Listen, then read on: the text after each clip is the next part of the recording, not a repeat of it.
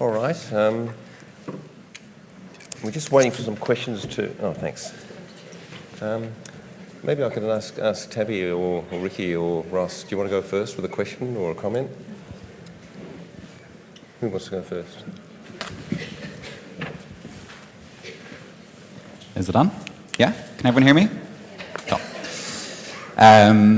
Yeah, that was brilliant. And that actually completely changed my perspective on megatrends. I did not know what megatrends were. In my head, it was, improving things for youth mental health, having more young people involved and all that kind of stuff. But actually, there really is a business behind it. And I think that that's kind of one of the benefits of being young and old and professional and volunteers, is that we can actually try and find that middle ground and hopefully turn youth mental health into the next Uber, and make a bit of cash out of it and kind of keep going and keep things funding and keep everything kind of improving constantly. But it was really, really good. Really enjoyed it. Is that enough of a comment? That's great, yeah. We've got a really good one on the screen here, which is from Michelle Blanchard, which is, what role does increasing global uncertainty, for example, Brexit, North Korea, play in relation to young people's mental health and well-being? So, Bruce, you got any comments on that? What I should point out with megatrends as well is there's a lot of money in megatrends. It's called modeling when you work at a hedge fund. They talk about the quant guys working at hedge funds who do these incredible mathematical models that look at even tiny variations in short-term selling, because there is literally fortunes to be made looking at this. Predicting that uncertainty is a gamble. If you could see 2008 happening, you would be a very rich person, and I would warrant you probably wouldn't be sat in this room now. So answering the question of, what does global uncertainty mean for youth mental health is fundamentally, with any of these things, it's pretty unpredictable. Like, it's pretty hard. But what we do, of course, know is that increased uncertainty leads to increased anxiety, and therefore it would be plausible to suggest that, of course, that on a global level, that can be challenging. In Australia at the minute, we're facing a debate around gay marriage, which is quite different to the one that I believe happened here in Ireland. And unfortunately, it's become extremely politicized, and it's become extremely unsettling. So I think for many young people of diverse sexualities and gender orientations, it's actually a really challenging time. So I think that uncertainty does, for impacted individuals, have a major ramification. So maybe we could ask the young people what they think about it too. How are you experiencing it? Kia ora tātou, I'm Tabby from New Zealand. I think, especially right now, I'm not too sure what the impact going forward of these things, such as Brexit, is going to be. But right now, I know in New Zealand, you can see the impact that things like this are having on young people. And I think the marriage equality debate in Australia is a huge example of that. The things that are happening as part of that is horrific. Like, there are all these kind of anti-marriage equality campaigns. There are public posters using hate speech and all this stuff all around, and for young people as well, when that's in their home environments, there's no escape from that. So I think definitely that has there's no way to deny that has an impact on young people's mental health. And I think as well, we just had our general election this weekend, and seeing the response from young people for that, as it's kind of undecided. It's not a clear outcome, but it looks like we're going to continue to have a Conservative government, and that has a real impact on so many young people's, and not just young people's lives. And I think for lots of us, it gives us a real kind of despair, because it's like this, there's so many people that are supporting those views. Like, how did so many people vote for that? And that's kind of hard for younger generations to imagine, because so many of us think quite differently to that. So I think right now it's having a huge impact, but I hope as younger generations get to have more voice and have more say, that might change. Right, thank you. Vicky, do you want to... Yeah, just in terms of the same-sex marriage survey in Australia, I don't know a single young person that identifies as LGBTIQ that isn't very, very much struggling with it. So I'm very concerned about it, yes.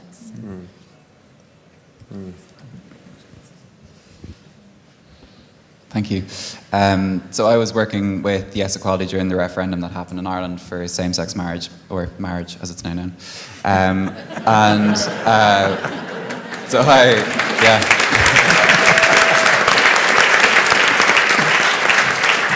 So after working with Yes Equality, I then went and worked with an LGBT organisation, and I kind of got to see that after effect of what happens after a referendum. And actually, not a huge amount happened for our mental health and our young people's mental health, because we were still kind of struggling with that.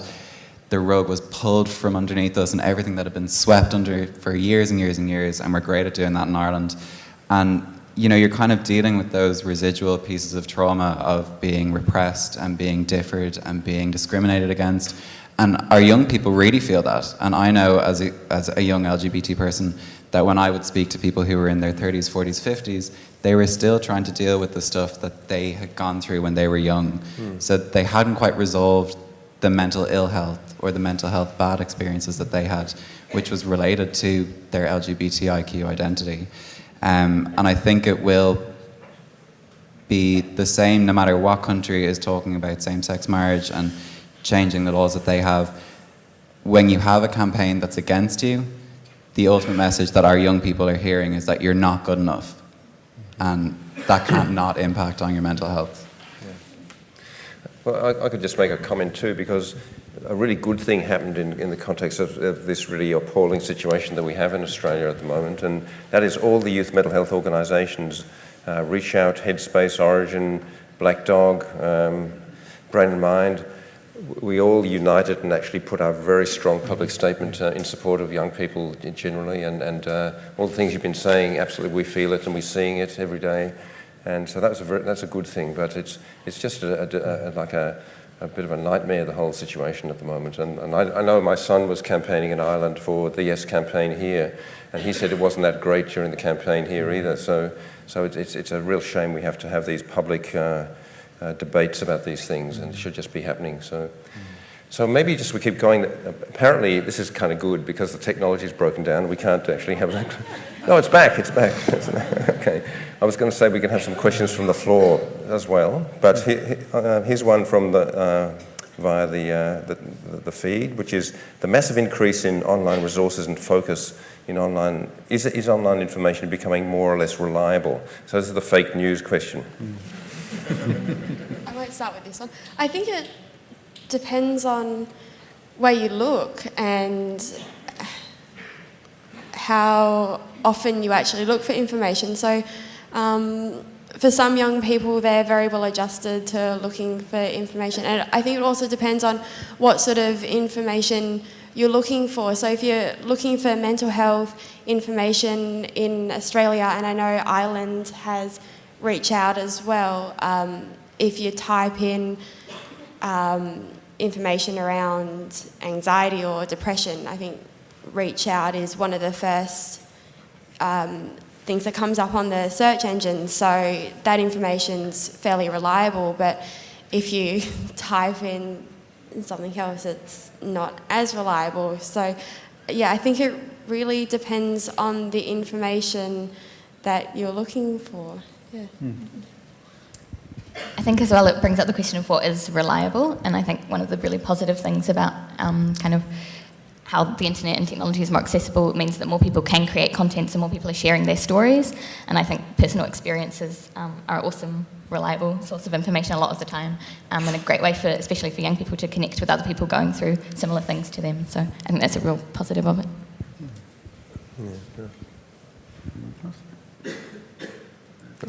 Okay. There's actually a couple of...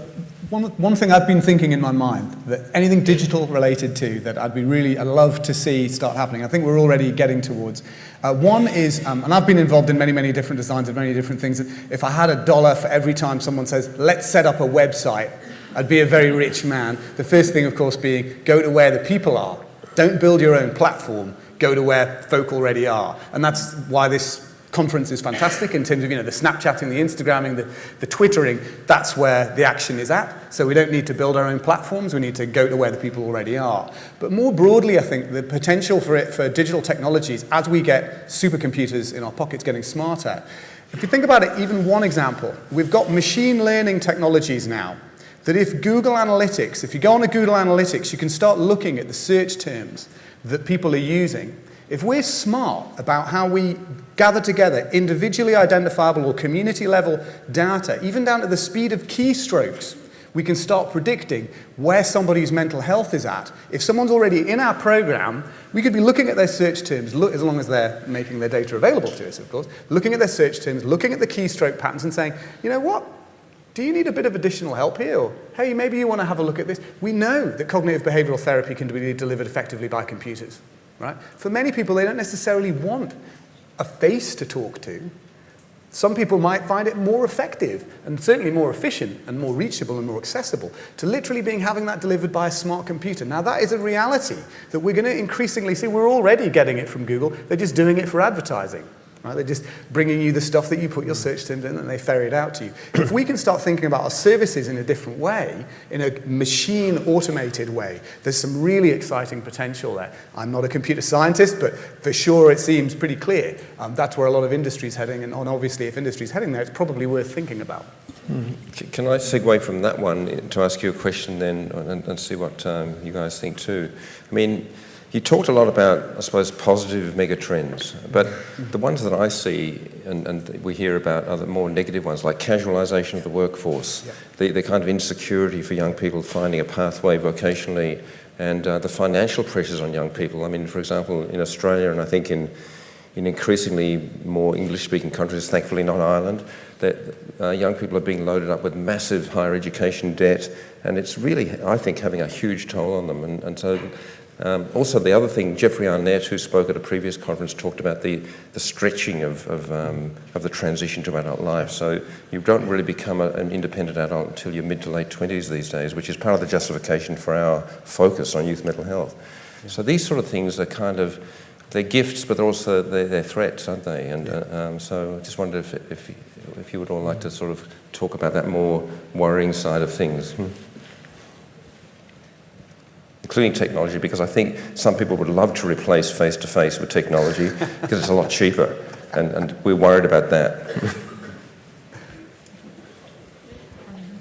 Yeah, I think it's interesting. I think there are positives like the idea of having more flexible kind of workforce and being able to work remotely or kind of work for yourself and do like multiple jobs, whether that's online or freelancing or whatever. I think that's becoming a more popular option. There's also this big kind of rise in like social entrepreneurship, and that's kind of the way for young people to like move forward. And I think that's awesome in lots of ways. And I guess like my own experience of setting up a charity has like kind of gone down that path in some ways too. But I think it's also kind of worrying because for young people who don't have that interest or those skills to do something like that, then I think that kind of might see us continuing to kind of broaden that gap between rich and poor. And I think for young people that, especially young people who have come from low socioeconomic backgrounds and don't have the same opportunities to education, or especially young people from marginalised groups who are facing mental health challenges, and then that has an impact on the opportunities that are available to you. I worry about those groups and a lot of young people being left behind in this world that kind of digitises, and how we'll deal with that. For me, as a young person, the biggest stress is the expectation to study more and more than the generations before me, to be able to do the same jobs as the people that I'm working with. So I'm expected to have a bachelor's degree and a master's degree, where the people that I'm working with, they didn't even go to university, and they're earning tens of thousands of dollars more than I'll ever earn for work that I could be doing, and I've got qualifications that they never had to get. And it's like, why am I expected to go and rack up $80,000 worth of university debt that I can't pay off for another 20 to 30 years when I don't need to be doing this?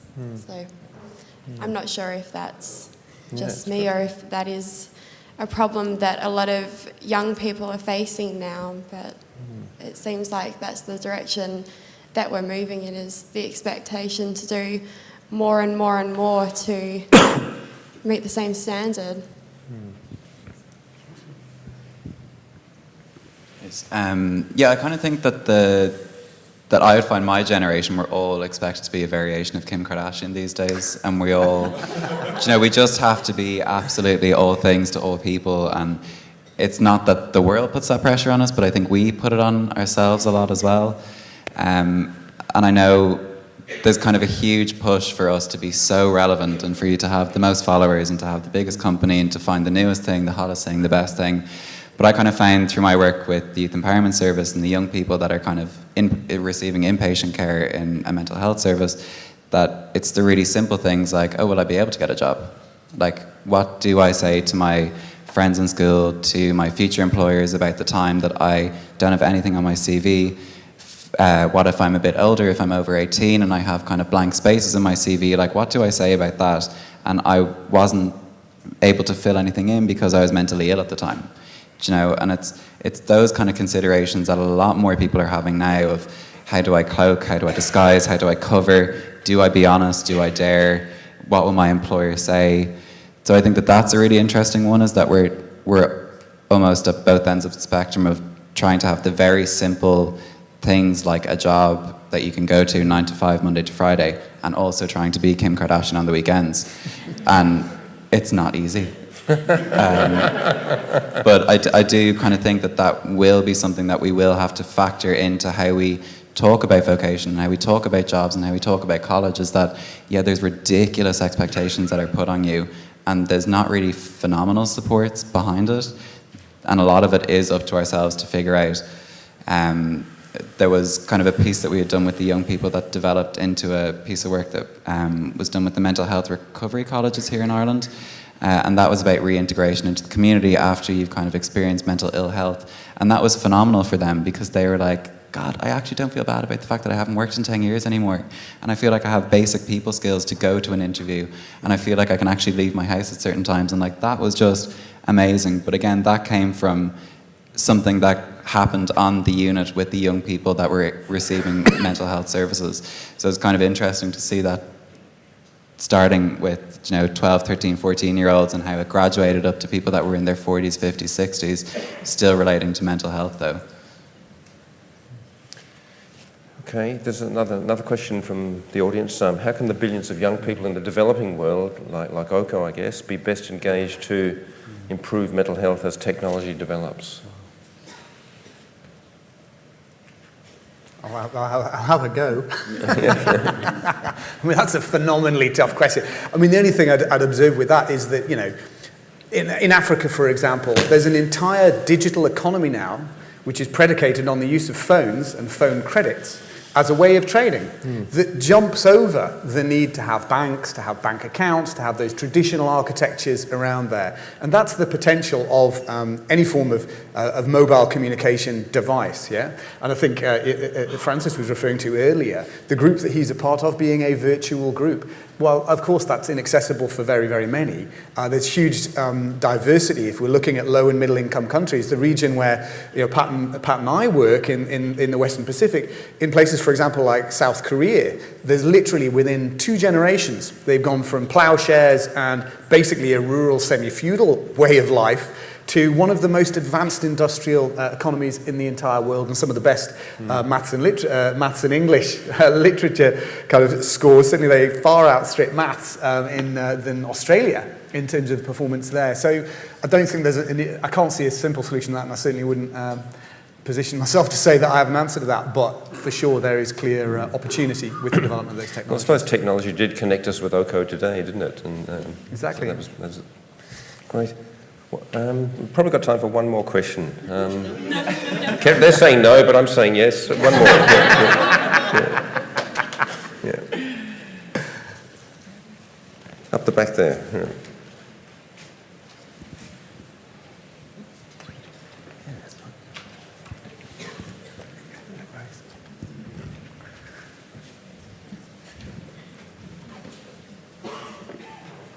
Thank you so much for making a microphone exception.